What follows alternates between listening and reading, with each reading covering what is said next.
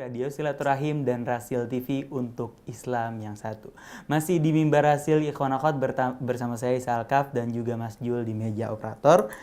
Dan juga bersama Ustadz Ahmad membahas tentang ilmu Muhammadi dan ilmu Iblisi. Sudah ada telepon masuk Ikhwan Akhwat, mari kita sapa. Assalamualaikum warahmatullahi wabarakatuh. Waalaikumsalam warahmatullahi wabarakatuh. Dari mana Bapak? Dengan siapa? Saya Pak? Muhammad Rizky Imansyah di Jakarta. Oh, baik Pak, silakan pertanyaannya Pak. Assalamualaikum Habib Ahmad. Waalaikumsalam. Ini kayaknya saya kenal ini. Ya, Insya Allah. Habib Ahmad ini teman saya waktu SMA. Saya sangat kagum sama beliau. Alhamdulillah bisa bersumber di on air ini. Begitu juga saya mengagumi kawan saya. Masya Allah. Masya Allah. Subhanallah. Silakan Bapak. Iya, jadi gini Ustaz Ahmad. Ya. Kita sebagai manusia ada kala keimanan suka naik turun lah. Persis seperti yang tadi Ustaz Ahmad ceritakan di akhir. Ada seorang yang bertanya di kantor tadi soal kadang-kadang dia bangga dengan kemaksiatannya. Tapi alhamdulillah insya Allah Anda tidak sampai ke sana. Tapi yang Anda mau tanyakan, kira-kira ada nggak satu doa yang insya Allah bikin kita mempunyai ketetapan hati supaya memiliki ilmu Ahmadi, ilmu Muhammadi. Ya. Terima kasih. Ya, Assalamualaikum. Waalaikumsalam warahmatullahi wabarakatuh. Bismillahirrahmanirrahim. Rabbi antiqni bil huda wa alhiqni bis salihin. Nah, barusan kawan saya itu Rizky, dulu waktu sekolah itu di SMA, dia sekelas sama saya, dia sebagai ketua kelas, saya wakilnya. Subhanallah. Waktu itu seperti itu. Nah, jadi saya cukup kaget juga nih dia telepon. Nah, sebenarnya dia itu banyak sering berdoa segala macam tapi pada kesempatan kali ini mungkin tentu banyak doa-doa yang diajarkan oleh Allah melalui Al-Qur'annya, oleh Nabi Muhammad tentunya, keluarga-keluarganya, para sahabat-sahabatnya yang dimuliakan oleh Allah. Betapa banyak doa-doa yang mengajarkan kita untuk meminta kepada Allah agar dijauhkan dari ilmu yang sifatnya iblisi atau dijauhkan dari kecintaan kepada dunia. Mungkin lebih luasnya seperti itu. Banyak doa-doanya, diantaranya contohnya mungkin Bismillahirrahmanirrahim. Ada yang doa seperti ini. Allahumma ja'al niyata a'mali khalisatan liwajhikal karim.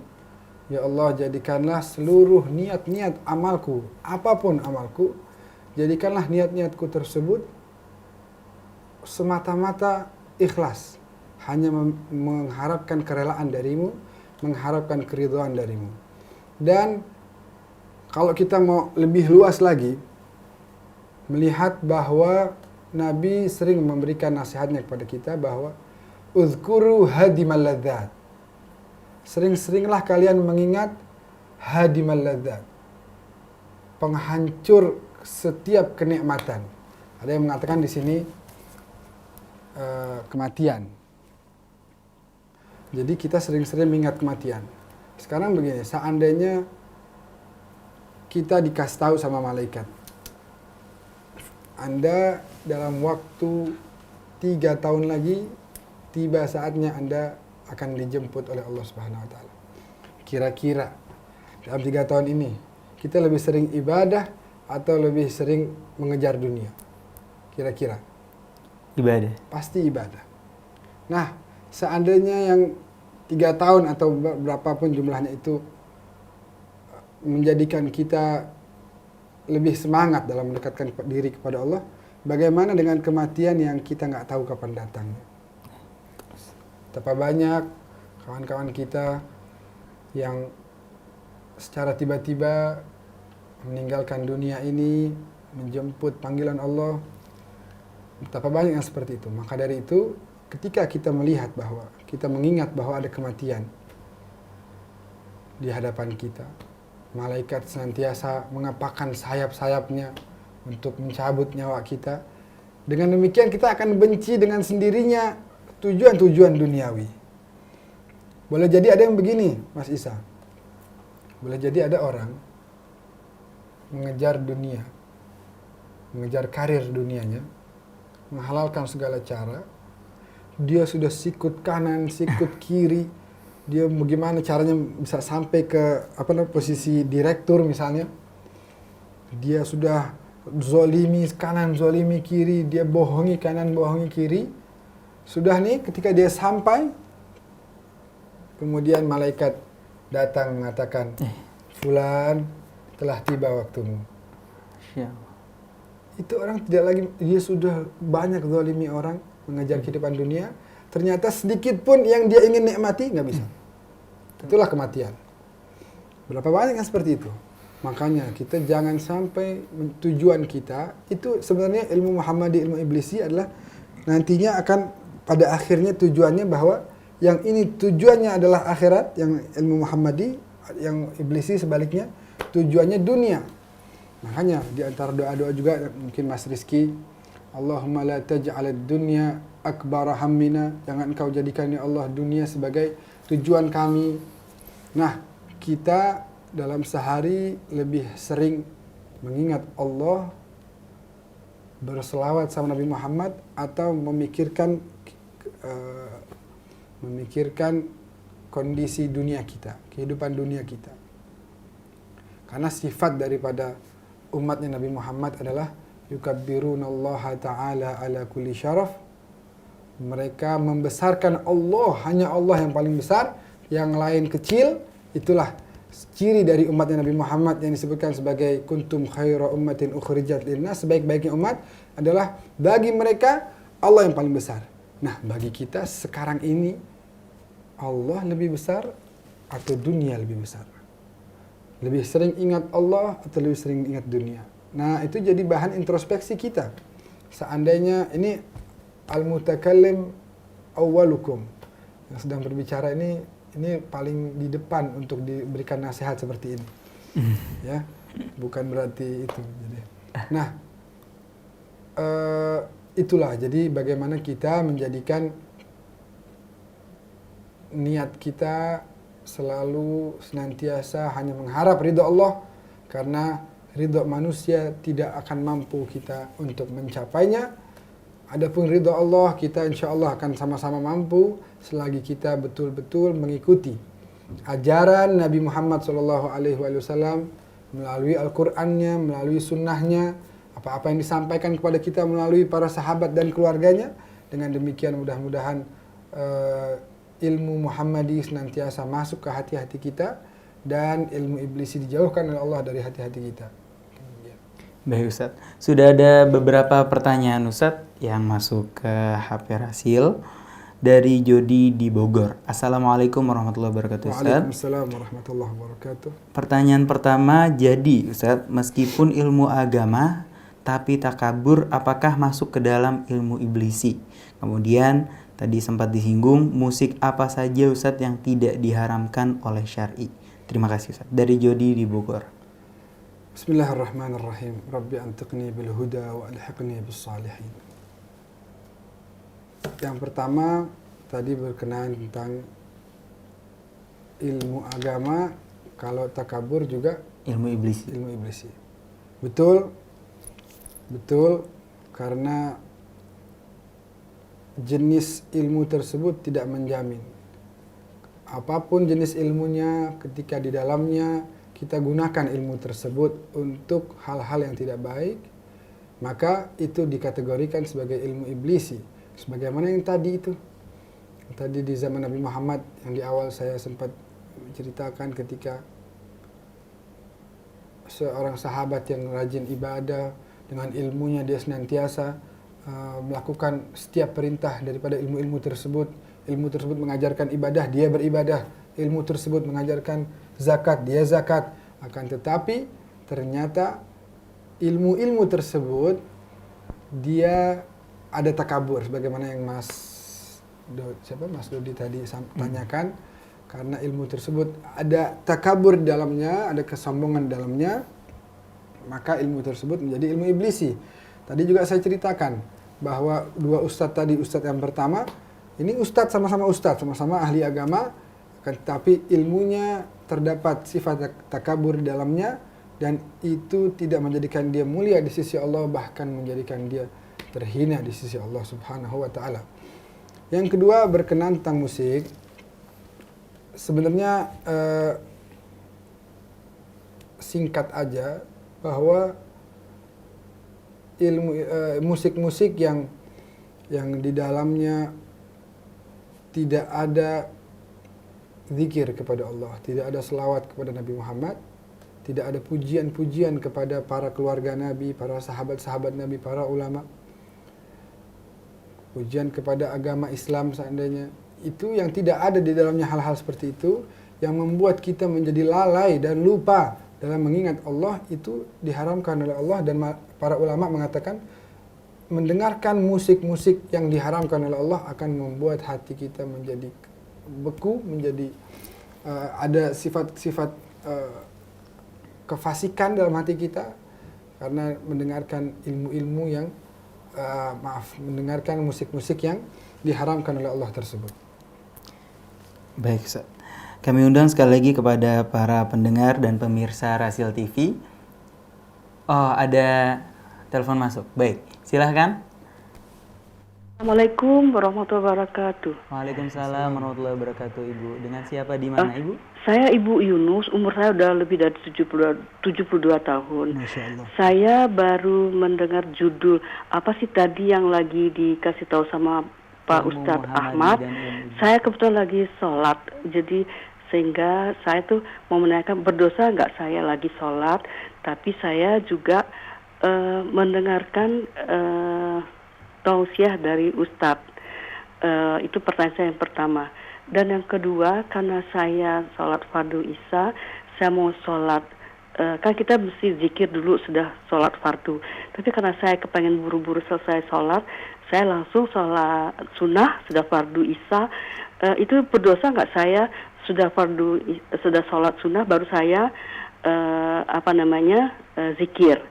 Terima kasih Pak Ustadz. Assalamualaikum warahmatullahi wabarakatuh. Waalaikumsalam warahmatullahi wabarakatuh.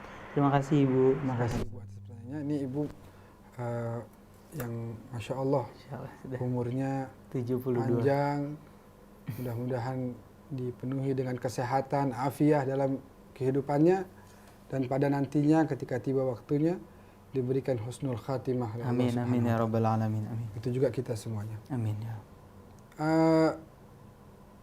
Salat itu diperlukan khusyuk di dalamnya. Jadi salat itu ternyata ada kualitasnya. Ada yang kualitasnya kualitas para nabi.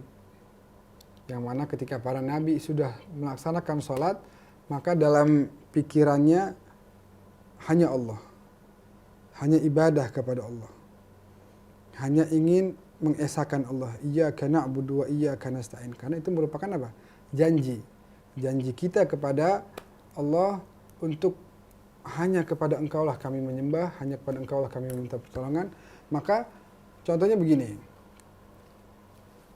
Seorang pimpinan ketika datang bawahannya untuk menyampaikan laporan, sebuah laporan, kemudian disampaikannya dengan terburu-buru atau tidak fokus sambil melakukan hal-hal yang lain, maka pimpinan tersebut tentu akan marah.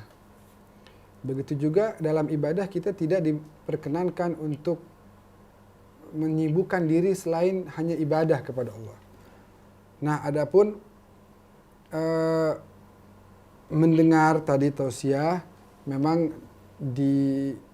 alangkah baiknya jika ketika sholat hal-hal seperti televisi itu dimatikan terlebih dahulu, dari TV, radio, handphone, supaya tidak mengganggu, supaya tidak dapat mengganggu kekhusyuan kita dalam melaksanakan ibadah tersebut. Nah, adapun dosa atau tidak, saya rasa tetap insya Allah Allah akan mengabulkan ibadah ibu, salat ibu. Dan yang kedua tadi tentang habis salat fardu itu salat sunnah dulu baru berzikir, nggak ada masalah. Mudah-mudahan memang ada yang zikir-zikir yang sunnah dikerjakan setelah salat fardu itu ada, seperti tasbih itu ya.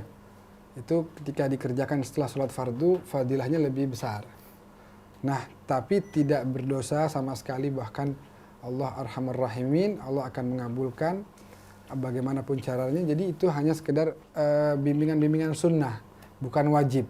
Dalam artian ketika kita melaksanakan yang berbeda, bukan berarti kita berdosa, bahkan kita tetap mendapatkan pahala dari Allah Subhanahu wa taala. Jadi bagi ibu tadi tidak ada masalah untuk salat sunnah dulu baru berzikir dan berdoa kepada Allah Subhanahu wa taala. Baik, terima kasih Ustaz. Kami undang kepada ikhwan-akhwat sekalian yang ingin bertanya. Sekali lagi silahkan kirimkan SMS Anda ke nomor 0813 kali 93 kali 720 atau telepon langsung ke 021 845 1512. Dan Ustadz sudah masuk SMS dari Ibu Lia Mawardi. Ustadz. Ya. Assalamualaikum warahmatullahi wabarakatuh Ustadz. Waalaikumsalam warahmatullahi wabarakatuh. Waduh Ustadz, ketembak juga nih dengan judul yang Ustadz berikan. Ustadz, susah untuk lebih banyak mikir akhirat daripada dunia. Rumusnya bagaimana Ustadz? Rasanya kelar sholat, jadi pengen terbang langsung kejar dunia. Padahal tahu dunia milik Allah Subhanahu wa Ta'ala. Assalamualaikum warahmatullahi wabarakatuh. Waalaikumsalam warahmatullahi wabarakatuh. Pernah kejadian di satu zaman kepemimpinan Sayyidina Ali bin Abi Thalib alaihi salam. Allahumma. Itu ini nanti ada kaitannya dengan pertanyaan yang tadi. Ada seseorang yang membeli sebuah rumah. Membeli sebuah rumah kemudian datang kepada Sayyidina Ali bin Abi Thalib untuk menuliskan akta jual beli rumah tersebut. Ketika datang, mengucapkan salam kepada Amirul Mukminin, kemudian Sayyidina Ali bertanya, ada apa gerangan? Orang itu menjawab, saya baru saja membeli rumah dan ingin Anda menuliskan akta jual beli dari rumah tersebut. Kemudian Sayyidina Ali memandang kepada wajah si orang tadi bahwa dari wajahnya nampak sekali kecintaan kepada dunia. Sayyidina Ali mengambil secarik kertas, menuliskan akta jual beli, mengatakan seperti ini. Bismillahirrahmanirrahim. Amma ba'du, faqad ishtara fulanun min fulanin baitan fi syari'il ghafilin fi baladil mudhnibin. Telah membeli seseorang telah membeli sebuah rumah dari seseorang, ya, fulan, di jalan yang mana pada jalan itu banyak sekali orang-orang yang lalai dalam beribadah kepada Allah. Kalau kita kan ada nama jalan nih, Masjid Silaturahim kalau di sini. Ada Jalan Raya Hankam di depan. Nah, ini Sayyidina Ali mengatakan nama jalannya adalah jalan orang-orang yang senantiasa lalai dalam beribadah kepada Allah. Ghafilin. Fi baladil mudhnibin. Di negeri orang-orang yang senantiasa bermaksiat kepada Allah Subhanahu wa taala. Melihat akta jual belinya, membaca satu persatu, kemudian orang ini menangis dan sadar bahwa ini adalah bentuk nasihat dari Sayyidina Ali untuknya supaya tidak terlalu mengharapkan. Memang Allah mengatakan wabtaghi fima atakallahu ad-daral akhirah wa la tansa nasibaka minad dunya, jangan dilupakan. Tapi jangan dijadikan ini justru sebagai tujuan. Bedanya itu. I'mal lidunyaka ka'annaka ta'ishu abada. Memang kita diperintahkan bahwa beramallah, bekerjalah untuk duniamu seakan-akan engkau akan hidup untuk selama-lamanya. Artinya mencari nafkah yang halal bagi keluarga. Tapi jangan hanya itu. Harus disandingkan dengan yang kedua, wa'mal li akhiratika ka'annaka tamutu ghada. Dan juga beramalah Anda untuk akhiratmu seakan-akan esok engkau akan berpindah ke alam akhirat, berpindah ke alam kubur untuk kemudian dihisab oleh Allah Subhanahu wa taala. Artinya begini, kita memang diperintahkan untuk bekerja. Islam memerintahkan kita untuk mencari nafkah bagi keluarga kita, nafkah yang halal tentunya. Bahkan disebutkan oleh Al-Imam Muhammad Al-Bagir, salah seorang cucu Rasulullah, kalau seandainya saya dicabut nyawanya oleh Allah dalam keadaan saya sedang bekerja di sawah, maka saya akan berjumpa dengan Allah dalam keadaan radiyan mardiyan. Saya ridha dan pasti diridhai oleh Allah Subhanahu wa taala karena saya sedang mencari nafkah yang halal bagi keluarga saya. Nah, itu bedanya ketika kita bekerja untuk dunia kita, jangan ini dijadikan sebagai tujuan. Ini dijadikan sebagai perantara untuk kemudian menggunakan harta tersebut memberikan nafkah kepada sanak keluarga, memberikan bantuan kepada kaum muslimin yang ingin berbuat hal-hal yang baik, memberikan zakat kepada kaum fuqara, masakin, dan lain sebagainya. Tujuannya akhirat. Nah, kemudian setelah menuliskan tadi itu, Sayyidina Ali melanjutkan begini. Sebenarnya panjang tuh, saya mungkin hanya ambil beberapa aja. Begini kata beliau. An-nafsu tabki 'ala ad-dunya wa qad 'alimat anna as-salamata fiha tarku ma fiha. Jiwa-jiwa manusia menangisi kehidupan dunia. Mereka menginginkan kemewahan dalam kehidupan dunia. Padahal waqad alimat, padahal mereka semua mengetahui anna salamata fiha tarku ma fiha, bahwa kebahagiaan yang sebenarnya dengan cara meninggalkan kenikmatan-kenikmatan dunia yang sifatnya sementara ini. Karena apa? La darun lil mar'i ba'dal mauti yaskunuha illa allati kana qablal mauti yabniha. Nih kalau kita punya rumah nih. Saya beli rumah di Jakarta satu, di Bogor satu, di Bekasi satu. Saya udah meninggal. Itu rumah bisa nggak saya tempati lagi? Ya, nggak bisa. nggak bisa. Sayyidina Ali mengatakan, la darun lil mar'i ba'dal mauti yaskunuha. Tidak ada rumah bagi seseorang yang bisa dia tempati kalau dia sudah meninggal nanti.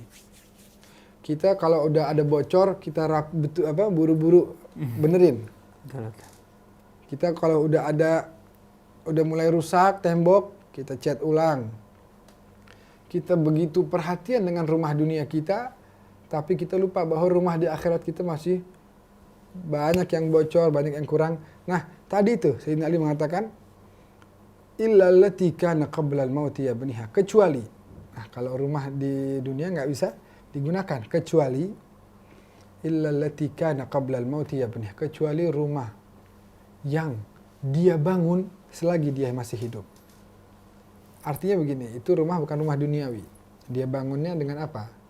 Dia bangunnya begini. Itu rumah di akhirat. Fa in banaha bi syarrin taba maskanuhu.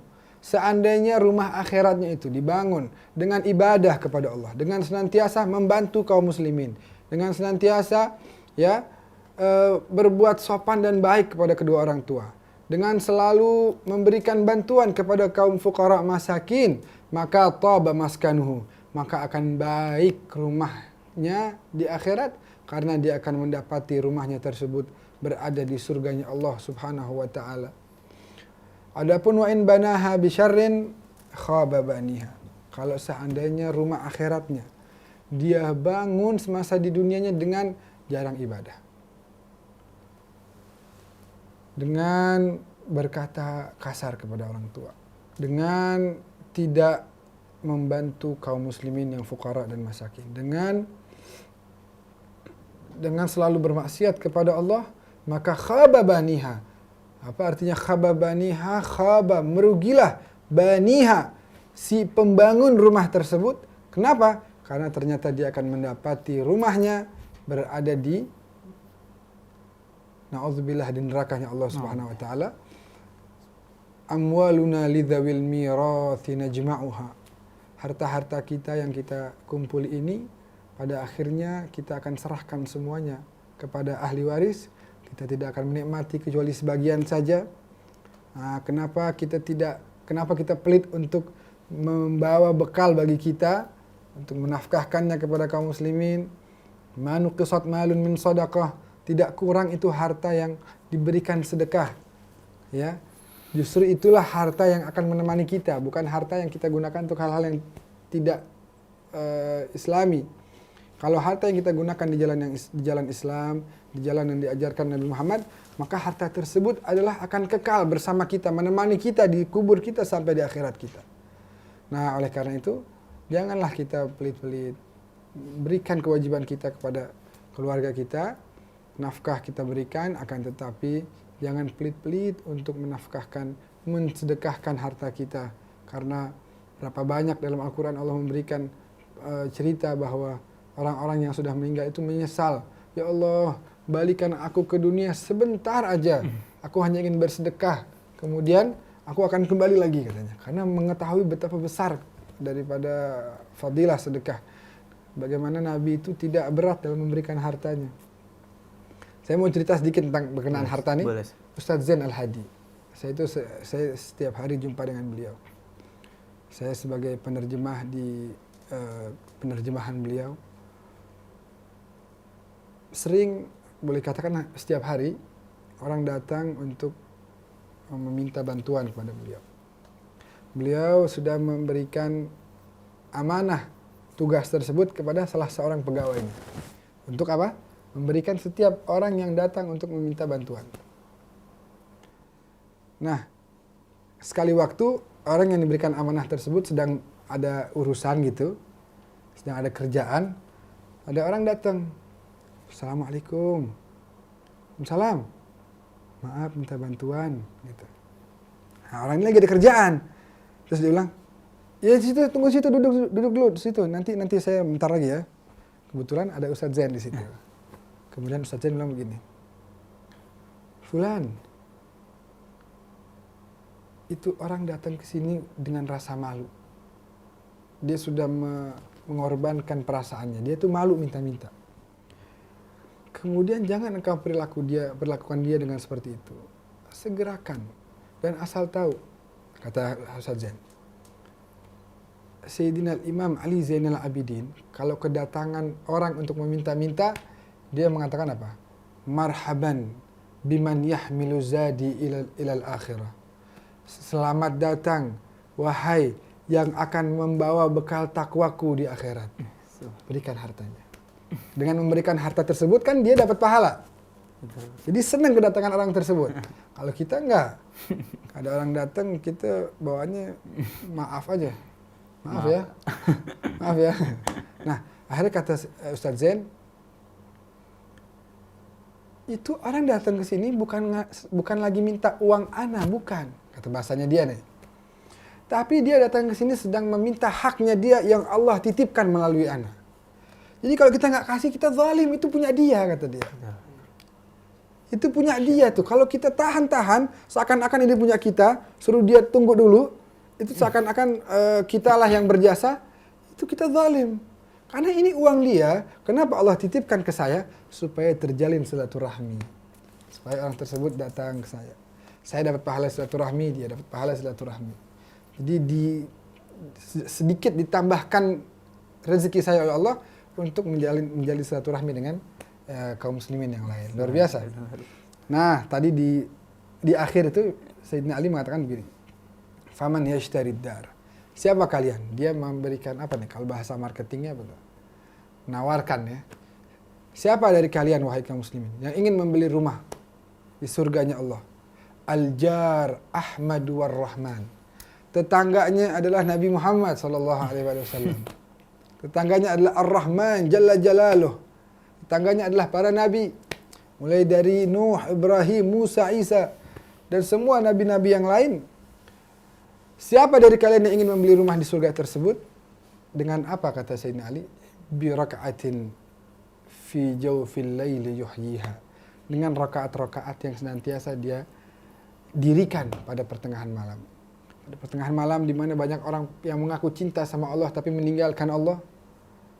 Akan tetapi mereka-mereka yang bangun untuk bahasa mesranya mungkin berduaan dengan Allah, itulah yang akan mendapatkan rumah di surga dan tetangganya adalah para nabi alaihimussalam.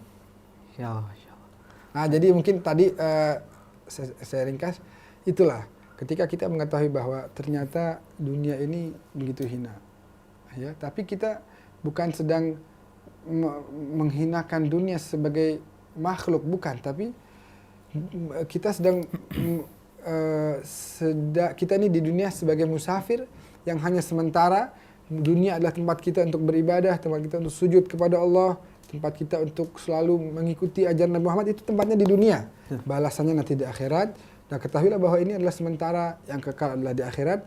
Ketika kita mengetahui hal-hal yang seperti ini, maka sedikit demi sedikit kecintaan terhadap dunia insya Allah akan hilang dari diri kita dan kita hanya mengharapkan ganjaran di akhirat nanti oleh Allah Subhanahu wa taala. Tinggal diubah pola pikirnya. Betul, betul.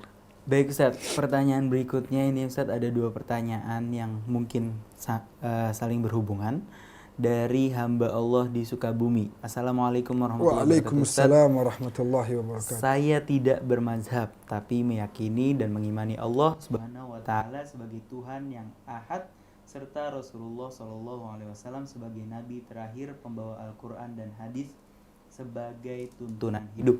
Tapi banyak sahabat saya mengatakan salah karena itu tidak mempunyai pendirian. Apa saya salah Ustadz dengan pendirian seperti itu? Hal ini berhubungan dengan pertanyaan berikutnya Ustadz, baru saja masuk. Assalamualaikum warahmatullahi wabarakatuh Ustadz, dari hamba Allah. Sejak kecil kita selalu diajarkan bahwa di surga nanti ada 4 bendera mazhab. Dan selain itu tidak diterima. Dan itu diajarkan turun-menurun. Apakah ini benar Ustadz? Berkaitan dengan mazhab. Iya. Bismillah Rabbi antiqni bil huda wa alhaqni bis salihin. Berkenaan tentang mazhab ini memang sebenarnya sudah banyak dibahas oleh Ustaz Husain ya. Sering kali banyak pertanyaan kepada beliau dan beliau sudah menjabarkan dengan sangat luar biasa. Mungkin bila nantinya ada waktu dengan Ustaz Husain bisa ditanyakan lagi. Nah, sementara saya ingin menyampaikan sedikit aja bahwa yang tadi bahwa di surga itu hanya ada bendera 4 mazhab, tentu tidak benar ya, karena seluruh ulama diantaranya pada risalah Amman, saya agak lupa 2006 atau 2008 itu, kalau nggak 2006-2008 di Amman di Jordania, ulama seluruh dunia dari Indonesia saat itu diwakili oleh Kiai Hashim Muzadi bersama wakilnya saat itu di NU, kalau tidak salah ya. Yang jelas Kiai Hashim Muzadi hadir. Dari Yaman misalnya hadir Habib Umar bin Hafidh. Dari Syria tempat saya belajar juga sebagai delegasi, di antaranya seorang guru besar yaitu Syekh Syahid Muhammad Said Ramadan Al-Buti. Nah, dari banyak hampir seluruh negara di dunia, negara Islam, mereka bersepakat bahwa madhab-madhab yang sah dalam Islam tidak hanya 4, dan ini merupakan keputusan juga dari Al-Azhar yang imam besarnya yaitu Syekh Dr. Ahmad At-Tayyib belum lama hadir di tengah-tengah kita di Indonesia, memberikan barokah kepada negara kita. Beliau juga sering mengatakan bahwa selain daripada madhab-madhab yang 4, ada juga madhab-madhab yang lain yang juga sah, juga bagian dari madhab Islam dan bukan hanya 4. Nah, oleh karena itu kita harus memiliki toleransi dalam hati kita. Allah Subhanahu wa taala berfirman, A'udzubillahi minasyaitonirrajim. Bismillahirrahmanirrahim. Minalladzina farraqu dinahum wa kanu syi'an lasta minhum fi syai'. Mereka-mereka yang memecah belah agama mereka menjadi kelompok-kelompok, yang mana kullu hizbin bima ladaihim farihun, yang mana setiap kelompok hanya senang dengan kelompoknya saja. Ini diantaranya dalam ayat yang lain Allah sebutkan lasta minhum fi syai'. Engkau wahai Nabi bukanlah bagian dari mereka. Wah, ini bahaya nih. Kita umat Islam sudah paling bagus rasil, sudah umat yang satu. Kita umat yang satu, Nabi kita satu, Tuhan kita satu, dan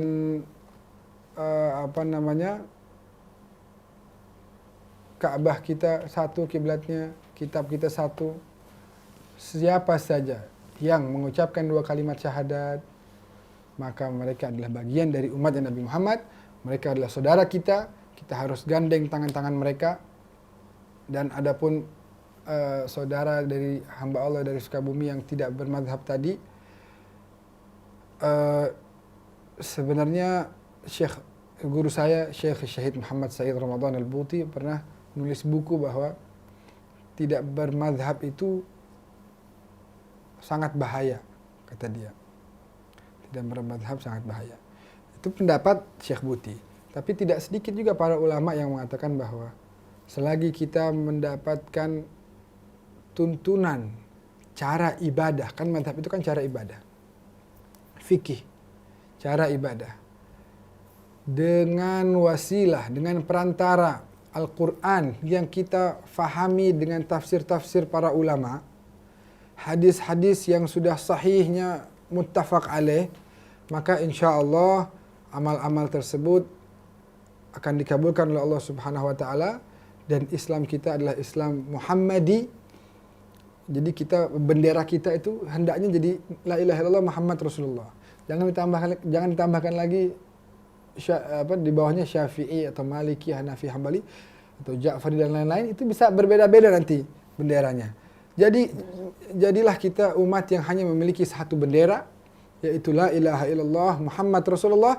Adapun perbedaan-perbedaan di furu' atau di cabang-cabang hendaknya tidak dijadikan sebagai alasan untuk tidak adanya harmonisme hubungan antara kaum muslimin. Mungkin seperti itu. Baik Ustadz. Ustadz, pertanyaan tadi menutup akhir dari sesi tanya jawab ini, Ustadz. Kami infokan sekali lagi kepada ikhwan akhwat yang ingin bertanya lebih dalam atau ingin mengundang Ustadz Ahmad bin Hasan Al-Idrus, silakan hubungi nomor 0817 0819 577. Sekali lagi 0817 0819 577. Dan Ustadz, mungkin untuk penutupan ada doa atau ringkasan dari Ustadz? Ringkasannya mungkin saya ingin mengingatkan diri saya yang penuh dosa ini, juga pemirsa yang budiman yang dimuliakan oleh Allah, bahwa kehidupan yang singkat ini akan diakhiri oleh satu masa di mana nafas kita akan terhenti, sanak keluarga kita mulai memandikan jasad kita yang terbujur kaku, sanak keluarga kita mulai berdatangan mengucapkan belasungkawa,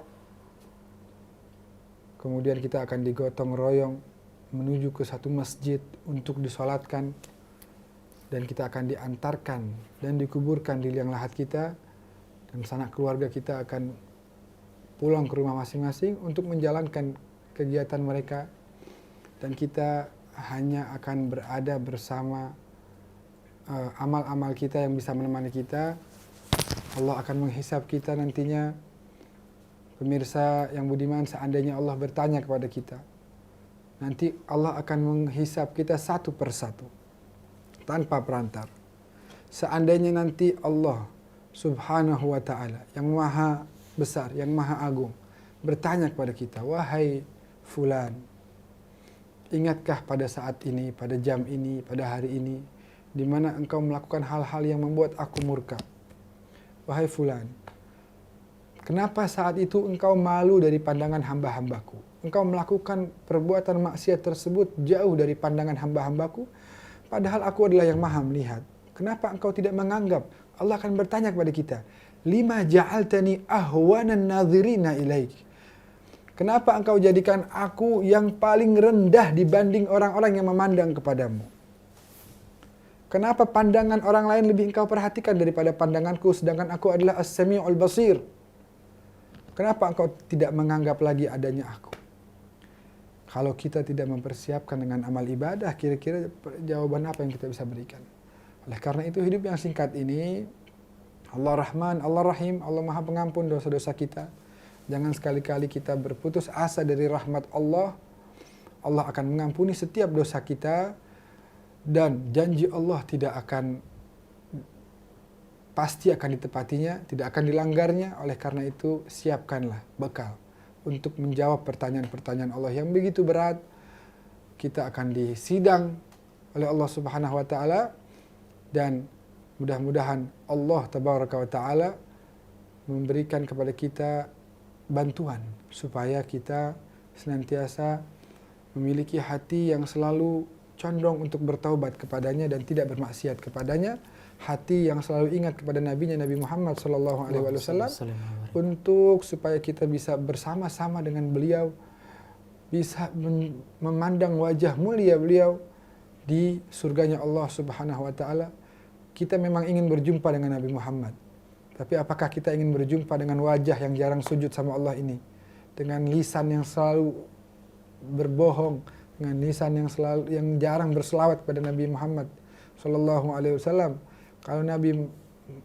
Kalau kita menghadap kepada Nabi dalam keadaan yang seperti itu, Nabi kecewa, Nabi ingin membanggakan kita di hadapan umat-umat yang lain.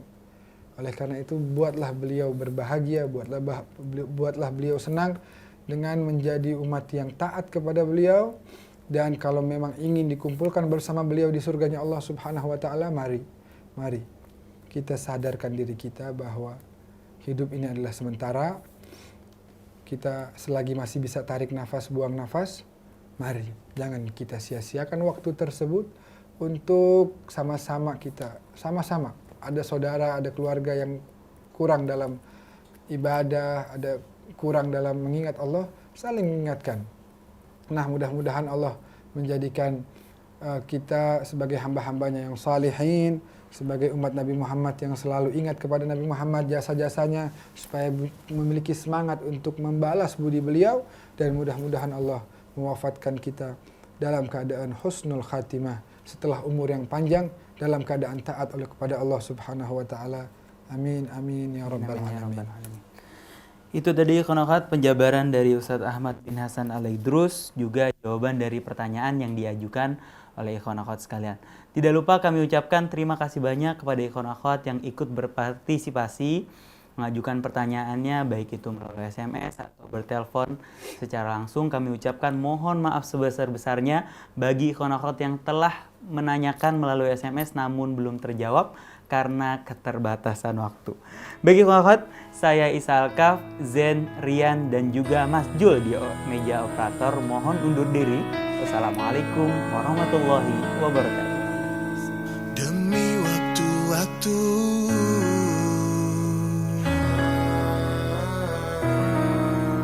yang telah berlalu,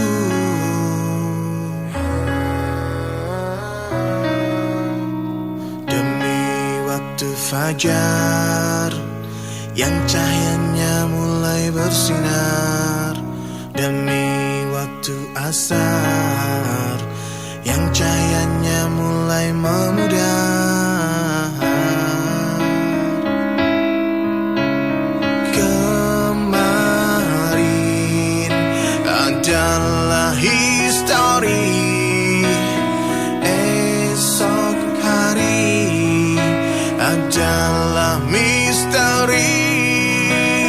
Hari ini adalah anugerah, syukurilah.